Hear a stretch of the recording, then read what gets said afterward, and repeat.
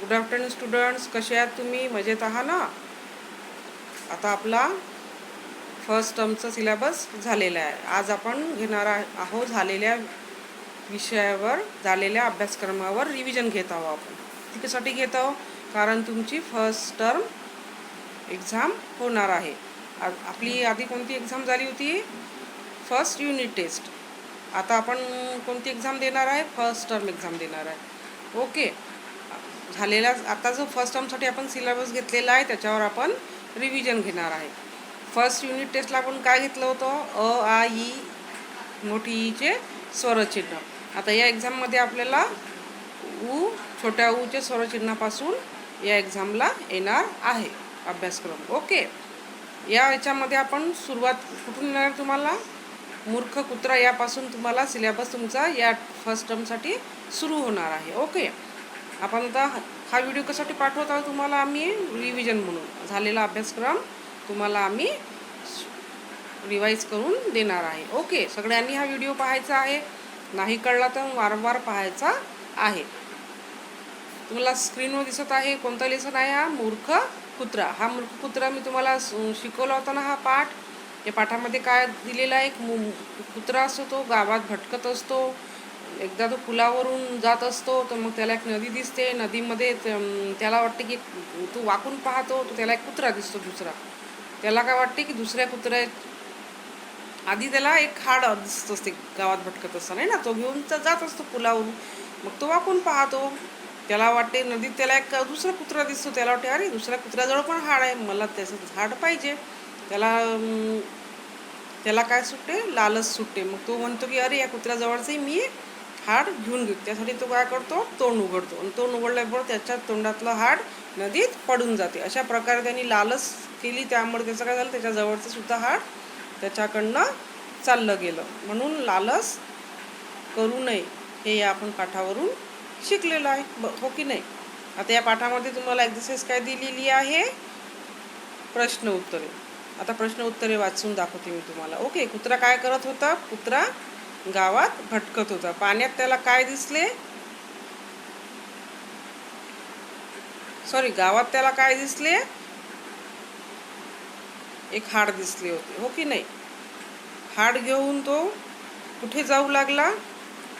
दुसऱ्या गावाला जाऊ लागला. वाटेत काय होते? एक नदी होती. नदीवर काय होते? एक पूल होता. कुत्र्याला पाण्यात काय दिसले? त्याला एक दुसरा कुत्रा दिसला. त्या पाण्यात उडी का मारली? त्याने पाण्यात उडी का बरं मारली? त्याला वाटलं की त्या कुत्र्याजवळ दुसरा कुत्रा आहे, त्याच्याजवळ हाड आहे, मला ती पाहिजे. त्यांनी मूर्खपणा केला, म्हणून त्यांनी उडी टाकली. त्याचा परिणाम काय झाला? त्याचा परिणाम? तो पाण्याबरोबर वाहून गेला. कळली कविता तुम्हाला? पाठ. आता आपण पुढचा लेसन तुमचा कोणता आहे? ऊचे स्वरचिन्ह. ऊचे स्वरचिन्ह म्हणजे छोटा उकार चे स्वरचिन्ह. छोट्या उकारचे शब्द इथे काही दिलेले आहे तुम्हाला. घुबड, झुरड, मुलगा, पुढारी, हुशार, सुई, दुकान, मुकुट, मूक, मुळा, हे सगळे काय? छोट्या उकारापासून तयार होणारे शब्द आहे. आता याची आपण काय पाहणार आहे? एक्झरसाइज. इथे तुम्हाला काय दिलेलं आहे? शब्दकोडी दिलेला आहे. दुसरा प्रश्न कोणता दिलेला आहे? अंताक्षरी दिलेला आहे. छोट्या ऊ पासून तयार होणारे शब्द इथे यूज केलेले आहे. हो ना? आता पुढचा प्रश्न. अक्षरे मागे पुढे करून शुद्ध लिहा. तर इथे पण याच्यातले शब्द कोणते आहे? छोटा उकार वापरलेले शब्द इथे तुम्हाला दिलेले आहे. पहिला शब्द कोणता आहे? पुजारी. दुसरा गुलाल, बाहुली, दुकान, कबूतर, फुगडी, हे आपण शब्द शुद्ध करून लिहिलेले आहे. आता पुढचा प्रश्न कोणता आहे? ऊचे स्वरचिन्ह योग्य ठिकाणी लिहा. दुकानचं दुकान, गुलाबचं गुलाब, गलालचं गुलाल, सवाचं सुवास, सुपारीचं सपारीचं सुपारी, रमालचं रुमाल. इथे तुम्हाला लक्ष ठेवायचं आहे, छोटे उकार इथे प्रत्येक शब्दात वापरलेला आहे. तुम्ही हे वारंवार वाचत जा, म्हणजे तुमच्या ते लक्षात येईल की इथे हा छोटा उकार लावलेला आहे, या शब्दाला मोठा उकार लावलेला आहे. तुम्ही नेहमी वाचाल, तुमच्या लक्षात येईल कोणते उकार लावलेले आहे. कारण तुम्हाला पुढचा अभ्यासाला कोणता उकार आहे? मोठा उकार आहे. चला आता एक कविता दिलेली आहे, तिथे आपण वाचूया. फुगा फुटला, कुसुम मावशी आली, सुभाषसाठी लाल तर तुषारसाठी पिवळा फुगा आणला. सुभाष तुझा फुगा फुगो, तुषार तुझा पण फुगा फुगो. सुभाषचा फुगा फुगला, तुषारचा फुगा पण फुगला, पण फटकन फुटला. तुषार रागवला, तुषार खाली बसला, लहानसा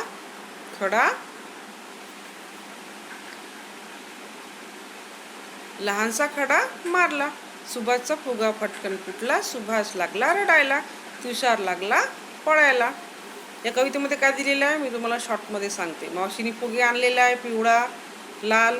दोन भावंडाच्या कवितेमध्ये नावं दिलेली आहे, सुभाष आणि तुषार. एकाच भावंडाचा फुगा फुगला लवकर, दुसऱ्याचा फुगला पण पटकन फुगला. मग दुसरा भाऊ त्याला चिडवतो, मग तो त्याला दुसऱ्याच्या फुग्याला दगड मारतो, मग एक रडायला लागतो, हो की नाही. अशी ही मजेशीर कविता आहे. या कवितेमध्ये तसं केलेल्या भावंडांचं तुम्ही करायचं आहे का नाही? ओके, चला पुढचं पाहूया आपण. या कवितेवरचं एक्झरसाइज पाहूया. इंग्लिश शब्द लिहा. फुटला ब्रस्ट, फुगो ब्लो अप, फुगा बलून, सदाफुली एव्हर ब्लूमिंग, फुले फ्लावर्स, झुरळ कॉकरोच. मराठी शब्द लिहा. शॉप दुकान, क्लेवर हुशार, रोज गुलाब, बटरफ्लाईज फुलपाखरे, जॅस्मिन जाई, डॉल बाहुली. आता तुम्हाला इथे प्रश्न उत्तर दिलेले आहे. एका वाक्यात उत्तरे लिहा. सुभाष का रडायला लागला? कारण सुभाषचा फुगा फुटला. दुसरा प्रश्न. तुषार का रागवला? कारण तुषारचा फुगा फुटला पण फटकन फुटला. आता ती पिक्चरचे शब्द लिहायचे आहे तुम्हाला. काय काय पिक्चर दिलेले आहे ते आपण पाहूया. पहिला पिक्चर आहे मुळा, दुसरा झुरळ, तिसरा पुजारी, मधातला सुई, घुबड, मुकुट, मुलगा, गुलाब, बाहुली. हे पण शब्द कशापासून तयार झालेला आहे? पहिल्या उकारापासून, म्हणजे छोट्या उकारापासून शब्द तयार झालेला आहे. मी तुम्हाला वारंवार सांगते आहे, नेहमी वाचत जा, लिहून पाहत जा. आपली फर्स्ट टर्म एक्झाम आहे. तुम्ही अभ्यास करशाल तर तुम्हाला चांगले मार्क्स मिळतील, बरोबर आहे की नाही. आता आपण इथे पाहू मोठ्या ऊचे स्वरचिन्ह, म्हणजे दुसरा उकार. बाराखडीमध्ये शिकले ना तुम्ही. इथे काही शब्द दिलेले आहे. फूल, मूल, सूप, खून, लसूण, दूध, चूक, लूट, दूर, ऊस, झाडू, पूर, तूप, कापूस. असे शब्द तुम्हाला इथे दिलेले आहे मोठ्या उकारापासून. तुम्ही वारंवार वाचत चला. ओके, चला आता याची आपण एक्झरसाइज पाहूया. इथे तुम्हाला पहिला एक्झरसाइज दिलेली आहे, शब्दकोड. दुसरी अंताक्षरी दिलेली आहे. तिसरी अक्षरे मागे पुढे करून शुद्ध लिहायला सांगितलेलं आहे. कोणते शब्द तयार केले आपण?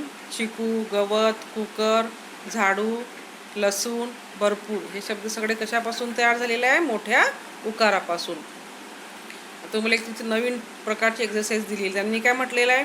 ॲरो दाखवलेले आहेत. ते दोन शब्द अक्षर चा वापर करून तुम्हाला काय करायचं? एक नवीन शब्द तयार करायचा. दूर आणि धनापासून कोणते नवीन शब्द तयार केला आपण?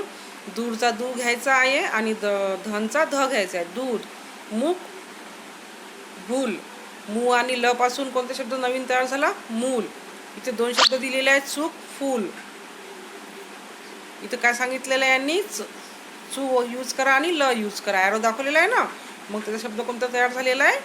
चूल. आता इथे आणखीन एक कविता आहे, शरयू उठ. आपण ही पाहिलेली आहे, तुम्हाला मी वाचून दाखवते ही कविता. शरयू लवकर उठ, हातपाय धू, चूळ भर, लाडू खा, दूध पी, मग झाडू आण, घर झाडून काढ, पुसून काढ. शरयू ही सदाफुली बघ, सदाफुली आण व पूजा कर. ही कविता शरयूला हे सगळं कोण सांगत आहे? मम्मी सांगत आहे, है ना. तर ती मम्मी काय म्हणते? लवकर उठ, हातपाय धू, दूध पी, झाडू आण. तुमच्यासारखी वयाची मुलं छोटे छोटे कामं करतात की नाही, मुली मुलं. म्हणून मग या कवितेमध्ये पण मम्मी सांगत आहे शरयूला की काय सांगत आहे? सदाफुली आण, झाडू काढ, पूजा कर. असं छोटे छोटे कामं सांगतात ना, तुम्ही करायला पाहिजे छोटे छोटे कामं. हे कवितेमध्ये सुद्धा शरयू नावाची मुलगी करत आहे आणि मम्मी तिला सांगत आहे. चला पुढचं पाहूया आपण. या कवितेची एक्झरसाइज करूया आपण. चूड भरणे म्हणजे रिन्स माउथ. आपण गुळण्या करतो ना, त्याला चूड भरणे म्हणतात, दात घासल्यानंतर. दूध मिल्क, झाडू ब्रूम, हातपाय धू वॉश हँड्स अँड फीट्स, उठ वेकअप, खेळू प्ले. मराठी शब्द लिहा. लाफ हसणे, हॅपी आनंद, मार्किंग खून, डस्ट धूळ, वूड लाकूड, सूप सूपच म्हणतात त्याला मराठीत सुद्धा, सूपला. इंग्लिशमध्ये पण सूपच म्हणतात. आता हे शब्द तसे लिहायचे. खून, दूध, चूक, तूप, भूक, गूळ. आता पिक्चरचे शब्द. काजू, डमरू, ऊस, लसूण, तराजू, लाकूड, फूल, पेरू, विदूषक. हे पण शब्द कशापासून तयार झालेला आहे? इथे कोणता उकार यूज केलेला आहे या शब्दांमध्ये? सगळ्या मोठा. तुम्ही वाचत चला, तुमच्या लक्षात येईल मग. आता इथे एचे स्वरचिन्ह. एचे स्वरचिन्ह एक मात्रा. ओके. वेल, जेवण, इथे सगळे एक मात्रेचे शब्द दिलेले आहे. आपण म्हणतो ना, कला एक मात्रा के, खला एक मात्रा खे, असं म्हणतो ना. आता इथे आपण एक मात्रेचे शब्द पाहूया. वेणी, मेन, शेळी, मेघ, पेढे, फेटा, केचर, रेशीम, रताळे, केवडा, दूध, तेल, केर, देश, असे शब्द इथे दिलेले आहेत. तुम्हाला वाचा तुम्ही नेहमी. ओके. आता याची आपण एक्झरसाइज पाहूया. इथे पण तुम्हाला काय दिलेलं आहे? शब्दकोड दिलेला आहे. दुसरा शब्द अंताक्षरी दिलेली आहे. थर्ड क्वेश्चन कोणता दिलेला आहे? अक्षर मागे पुढे करून लिहा. आपण कोणते शब्द तयार केले यापासून तिथे पहा. तुम्ही दिसत आहे तुम्हाला शेत, केर, चेहरा, शेळी, कपडे, शेपटी. याचे स्वरचिन्ह लिहा. कसर केसर, भळ भेड, रसम रेशीम, वनी वेणी, दश देश, कवडा केवडा, चेहरा चेहरा, शटीप शेपटी. आता ही कविता दिलेली आहे, मी तुम्हाला वाचून दाखवते. आमची बाग. ही आमची बाग आहे. बागेत झाडे आहेत, फळे व फुले आहेत. माळी दादा बागेत आहे, झाडांना पाणी देत आहेत, नवीन झाडे लावत आहेत. बागेत गुलाब आहे, जाई जुई चाफा. बागेत पेरू, सीताफळे आहेत, केळी, आवळी, चिकू आहेत. बागेत फुलपाखरे आहेत, नाचत बागडत आहेत. बागेत तळे आहे, खूप मासे आहेत. खूप मजा करूया, आपण सारे खेळूया. या कवितेमध्ये काय सांगितलंय तुम्हाला? बागेचं वर्णन सांगितलं. मी बाग पाहिलेली आहे ना. चला पुढे पाहूया. या कवितेचा आपण एक्झरसाइज पाहूया. इंग्लिश शब्द लिहा. झाडे प्लांट, फळे फ्रूट, फुले फ्लावर्स, पेरू गव्हा, केळी बनाना, खेळू प्ले. मराठी शब्द लिहा. पॉन्ड तळ, ऑल सगळे, आमला आवळा, फिश मासे, प्ले खेळणे, वेस्ट वाया जाणे. आता इथे रिकाम्या जागा दिलेल्या आहे. माळी दादा बागेत आहेत, नाचत बागडत आहेत, खूप मजा करूया. शेवटची आहे आपण सारे खेळूया. शेवटचा प्रश्न कोणता इथे पहा. काय आहे? पिक्चर आहेत. इथे पण हे पिक्चरचे शब्द जे तयार होत आहेत ते कशापासून तयार होतं? एक मात्रेपासून. वेल, देऊळ, पेन, फळे, रताळे, बेडूक, फुले, कारले, मडके. ओके. आईचे स्वरचिन्ह. आई म्हणजे दोन मात्रा. बैल, बैठक, खालीपासून शब्द दिले तुम्हाला दोन मात्रेपासून तयार होणारे. बैल, पैलवान, थैली, कैदी, मैदान, वैज्ञानिक, पैस, सैनिक, सैरावैरा, बैरागी, सैल, कैरी, हैराण, पैसा, वैभव, कैलास, पैसा, मैना. हे शब्द तुम्ही वारंवार वाचत चला, लिहित चला. याची पण एक्झरसाइज अशीच दिलेली आहे तुम्हाला. पहिलं शब्दकोडे आहे, दुसरं अंताक्षरी आहे, तिसरं अक्षरे मागे पुढे करून लिहा सांगितलेलं आहे. मैदान, पैसा, बैठक, मैना, कैरी, पैज. दुसरा प्रश्न आहे पुढचा. आईचे स्वरचिन्ह योग्य ठिकाणी लिहा. पसे पैसे, पच पैज, बल बैल, करी कैरी, बठक बैठक, मदान मैदान. ओके. आता याची आपण पाहूया कविता. कवितेचं नाव काय आहे? हिरवी कैरी. हिरवी कैरी सगळ्यांना आवडते ना. चला मी तुम्हाला कविता वाचून दाखवते. शैला इकडे ही ही थैली घे, हे पैसे घे, बाजारात जा, कैरी विकत घे. हिरवी कैरी आण. कैरी आणली, कैलासने कैरी कापली, लीलाने तिखट मीठ लावले, सगळे कैरी खाऊ लागले, खुश होऊन हसू लागले.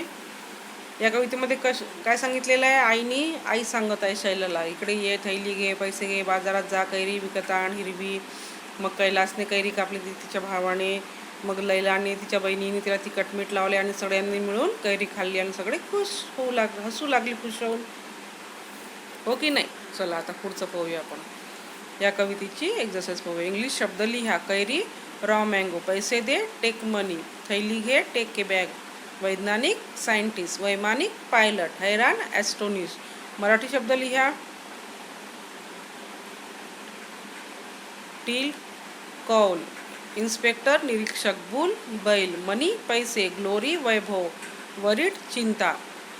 पुढचा प्रश्न आहे, रिकाम्या जागा लिहा. शैला इकडे ये, कैलासने कैरी आणली, लीलाने तिखट मीठ लावले, खुश होऊन हसू लागले. आता शब्द दिलेले आहेत खाली, पिक्चरचे शब्द लिहायचे आपल्याला. हे सगळे शब्द कशापासून तयार होतात? 2 मात्रेपासून. मैना, पैजण, कैदी, कैरी, बैरागी, सैनिक, बैठक, बैल, वैमानिक. ओके, कळलं तुम्हाला? आपण ही सगळ्या लेसनवरची रिव्हिजन घेतलेली आहे. तुम्हाला कुठून येणार आहे सिलेबस?